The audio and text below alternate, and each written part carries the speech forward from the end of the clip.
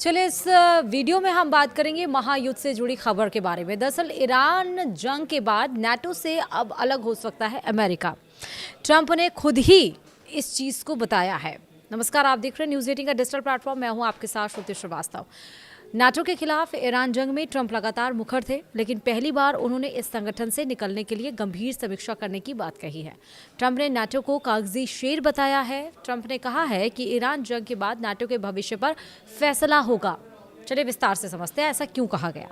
America दुनिया की सबसे मजबूत रक्षा संधि नाटो यानी कि नॉर्थ अटलांटिक ट्रीटी ऑर्गेनाइजेशन से खुद को अलग कर सकता है। राष्ट्रपति डोनाल्ड ट्रंप ने बुधवार यानी कि 1 अप्रैल को एक इंटरव्यू में इसको लेकर बयान दिया। ट्रंप ने कहा कि मैं नाटो छोड़ने पर गंभीरता से विचार कर रहा हूं। ईरान जंग खत्म होने के बाद इस पर फैसला करूंगा।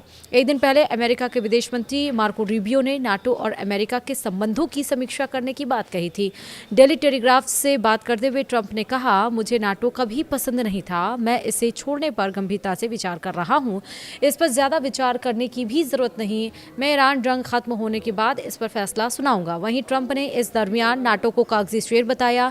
राष्ट्रपति ट्रंप ने एक सवाल के जवाब में कहा, यूक्रेन जंग अमेरिका का कोई युद्ध नहीं था, यह यूरोप का युद्ध था। फिर भी अमेरिका ने यूक्रेन का सहयोग किया।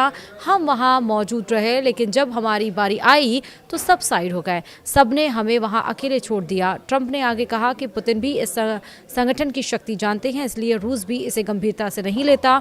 इंटरव्यू के दरमियान ट्रंप ने ब्रिटेन के प्रधानमंत्री कीर स्टारमर पर भी निशाना साधा। ट्रंप ने कहा कि ब्रिटेन के पास नेवी ही नहीं है, पुरानी हो चुकी है। ब्रिटेन के प्रधानमंत्री सिर्फ ऊर्जा बचाने में लगे हुए हैं, उससे कुछ नहीं होने वाला। मैं उन्हें अब कोई सलाह नहीं दूंगा, उन्होंने जो करना है वो करें।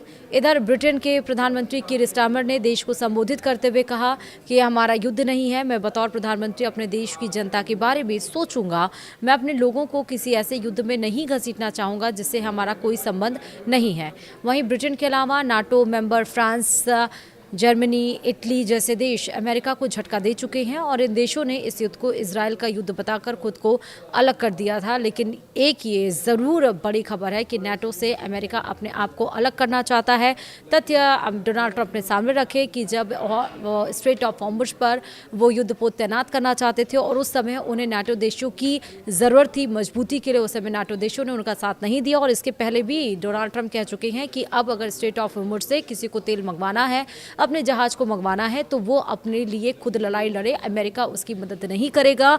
वो खुद ईरान से लड़ाई लगे। वो खुद ईरान को, अगर ईरान कह रहा है कि वो जहाज निकालने के लिए वो वहाँ का टैक्स वसूलेगा, करोड़ों का चाहे जितने का भी, वो उसको टैक्स दे। मतलब जो करना है वो करें, अपने दम पर करें, अपने आप को मजबूत रखें, क्योंकि अब अमेरिका किसी भी देश की मदद नहीं करेगा। और इसके बीच में जब नाटो से अलग करने के बाद डोनाल्ड ट्रंप ने एक बार कही है, तो इसका मतलब कि अब अमेरिका यानी कि डोनाल्ड ट्रंप कोई और नए एंगल से सोच रहे हैं।